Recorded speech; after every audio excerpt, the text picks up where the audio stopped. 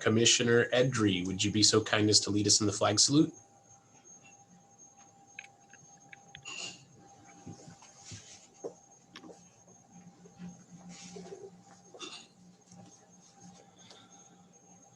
Allegiance to the flag of the United States of America, to the republic for which it stands, one nation, under God, indivisible, liberty and justice for all.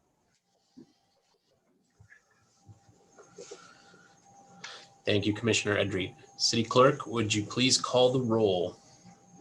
Yes. Chair Gavinia? Here. Vice Chair Froberg? Not appear as if he's on yet. Commissioner Edry? Here. Commissioner Herman? Don't see. Sir? Commissioner Marlene Ibarra? Here.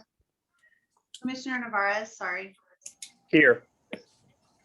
Melissa Ibarra. Here. You have a quorum. Excellent, thank you. And City Clerk, do we have any changes to the agenda? There are none.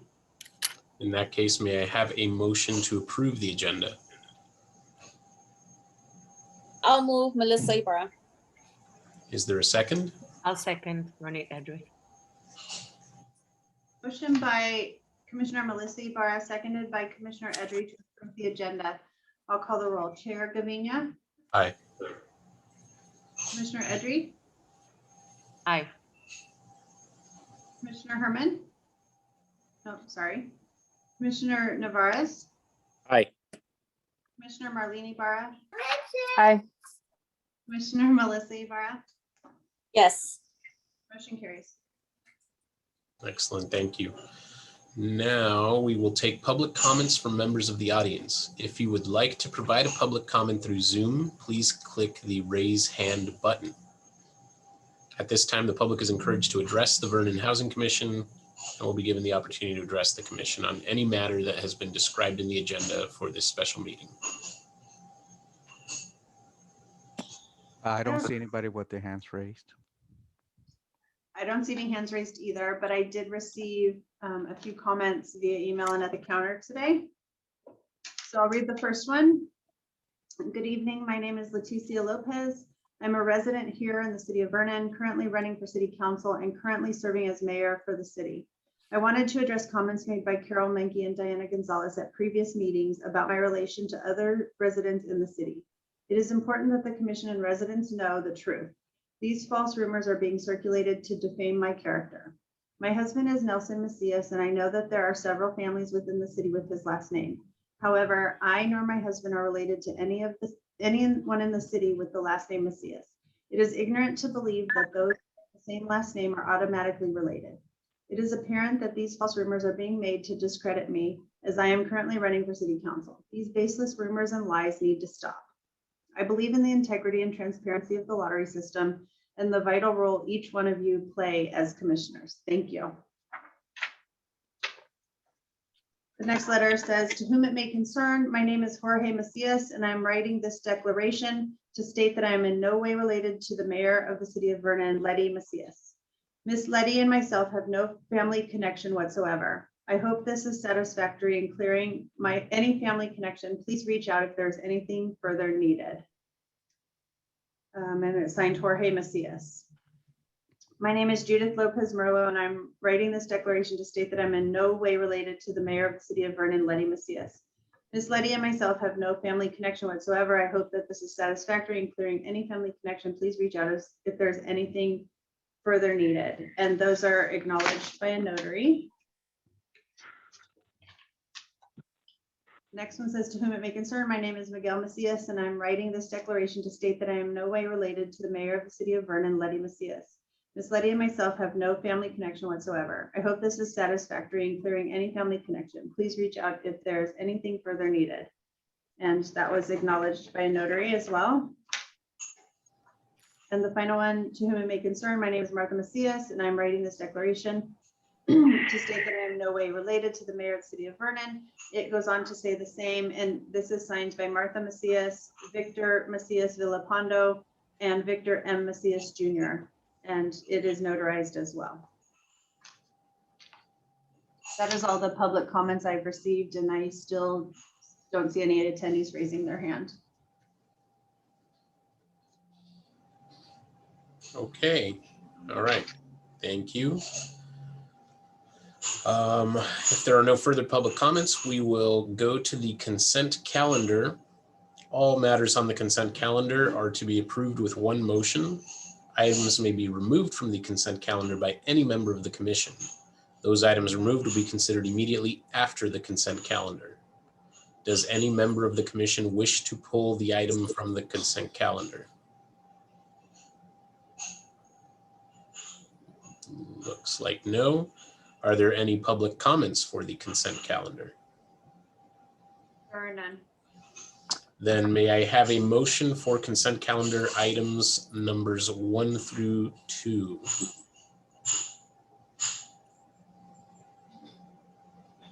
This is Vice Chair Froberg. I move. Thank you. Is there a second? I'll second. Jorge Navarez. Motion by Vice Chair Froberg, seconded by Commissioner Navarez to approve consent calendar items 1 and 2. I'll call the roll. Chair Gavinia, Aye.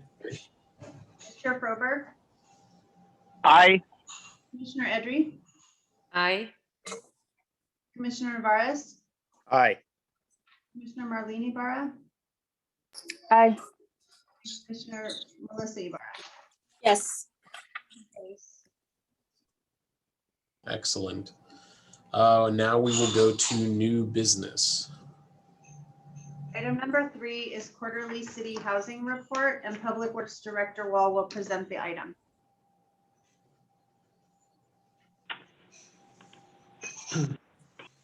Honorable Chair and Commissioners, this is the quarterly report for the period from December 1st through March 1st.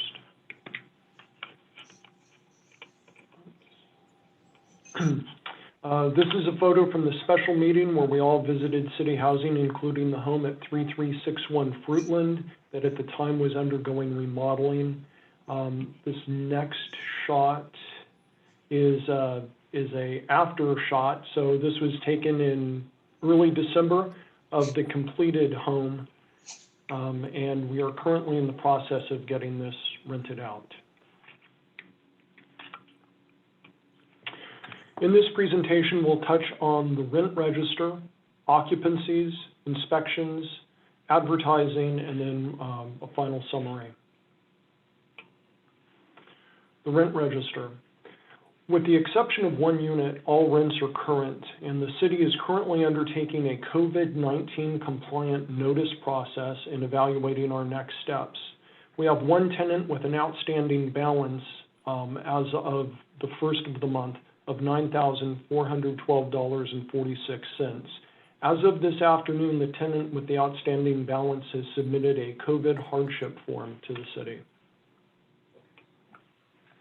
Occupancies. We currently have 2 vacant units. The occupancy of 4324 Furlong is being held open so that we can temporarily relocate a tenant from 4328 to remodel that house pending budget approval from the City Council. 50th Street apartments are full. Fruitland, we have that vacant home that was remodeled that showed the picture of at 3361. We are in the process of going down the lottery list. We've had quite a few tenants who have rejected the home. So we keep going down the list until we get somebody to occupy it. And then finally on Vernon Avenue, both of those units are. Dan, sorry to interrupt you. Can you give them an update as to why it's being rejected? Yes. So most recently, the person who rejected it, she had a larger home that her and her family were tenants of. She really liked the house, liked how it had been remodeled. It was just a little smaller than what she's currently in, so that prevented her from moving here. So we've reached out to the next tenant, and they are scheduled to view the property on Saturday.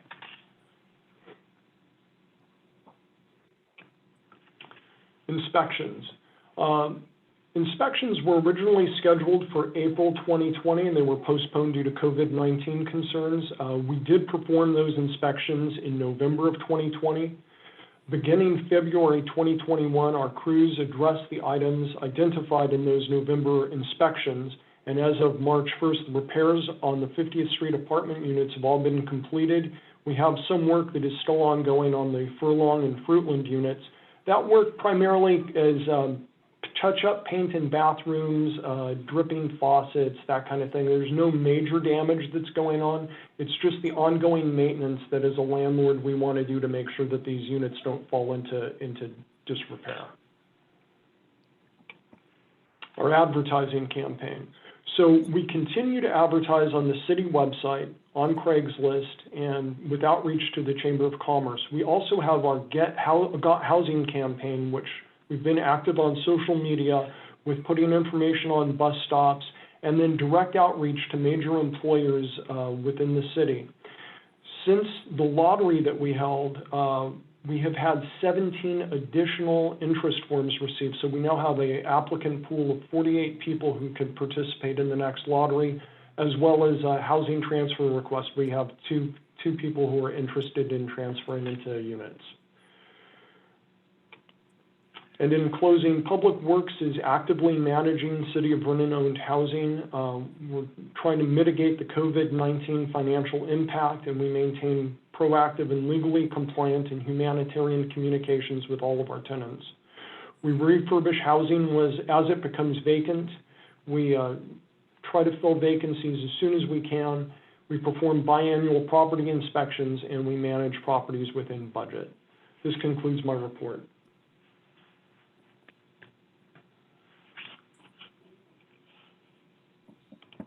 All right, thank you for that report. Does the commission have any technical questions for staff?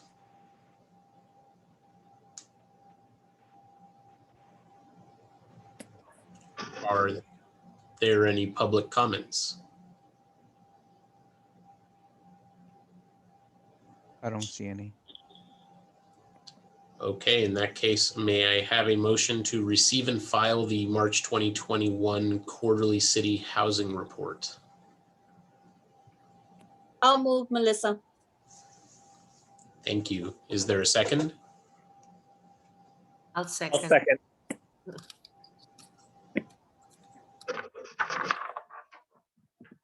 Motion by Commissioner Melissa Ibarra and second by Commissioner Nevares to receive and file the March 2021 quarterly city housing report. I will now call the roll. Chair Gavinia, Aye. Vice Chair Frober, Aye. Commissioner Edry, Aye. Commissioner Herman, he's absent. Commissioner Nevares, Aye. Commissioner Marlene Ibarra, Aye. Commissioner Melissa Ibarra. Yes. Motion carries. Thank you. Item number 4 is a state rental assistance program, and Public Works Director Wall will present the report.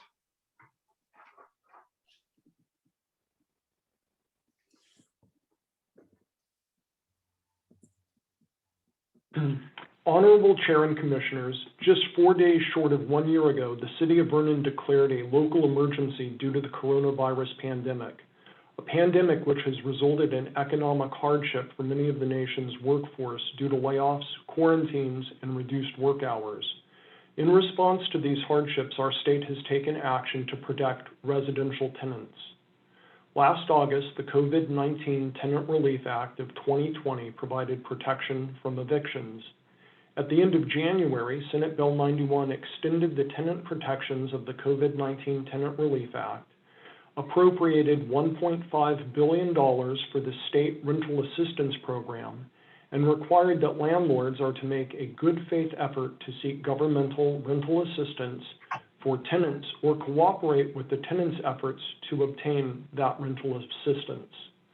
SB 91 allows the city to seek rental assistance on behalf of any tenant that owes back rent. The city as landlord may recover 80% of the back rent payment that is due. Accepting the 80% back rent payment from the state would be considered payment in full, and if the city were to do that, the remaining 20% owed by the tenant would be waived. Tenants may also apply directly to the state for rental assistance, but they can only receive 25% of the rent that they owe from the period April 1st, 2020 through March 31st, 2021.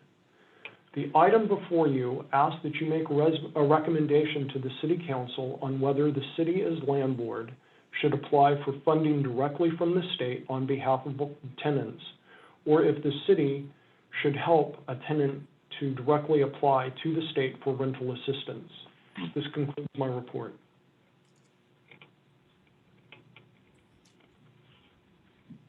Thank you, Director Wall. Does the city staff have a recommendation on which course of action they would recommend, that we recommend? No, staff's neutral on this. That's why the recommendation was to receive guidance from the commission. Okay. Do you foresee a costing difference, perhaps? Like one approach is more or less costly for the city than the other? No, as far as staff time is concerned, we would spend the same amount of time either pursuing the reimbursement directly or pursuing it on behalf of a tenant. I have a question. I have a quick question. It looks like it's beneficial for us to apply on behalf of tenants since we'll be getting it 80% of it paid back rather than a tenant only getting 25% of the cost. I believe it should be good that we should apply for it on their behalf, because if they were to move out, how are we guaranteed that rent at all? 80% is a lot better than zero. And zero. My recommendation would be to move it to council and ask them to apply on behalf of the tenant. And members of the commission, if I could just add also one aspect of this that Council First and landlords are kind of weighing is that the idea that landlords who don't participate in this rental assistance program could jeopardize their future recovery of rental debt, because some courts could look to whether the landlord sought state rental assistance when determining the landlord's recovery. So if we choose to do nothing, I think we could jeopardize potential recovery later on down the line. And obviously the differential between doing it on the city's behalf versus on the tenant's behalf is pretty significant with the 25 versus 80%.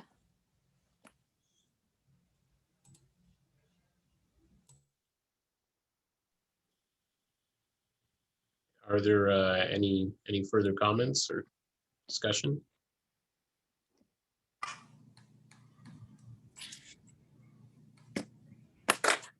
All right, Melissa, since you had the recommendation, would you like to propose a motion here?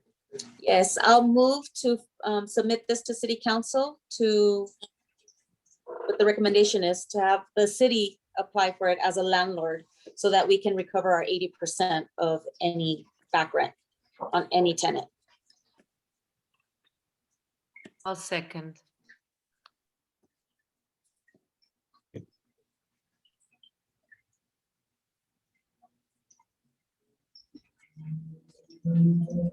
Melissa Ibarra, second by Ronnie Edry, to approve item number 4, option A, to allow the city as a landlord to apply for funding directly from the state on the tenant's behalf and to present to City Council for their consideration.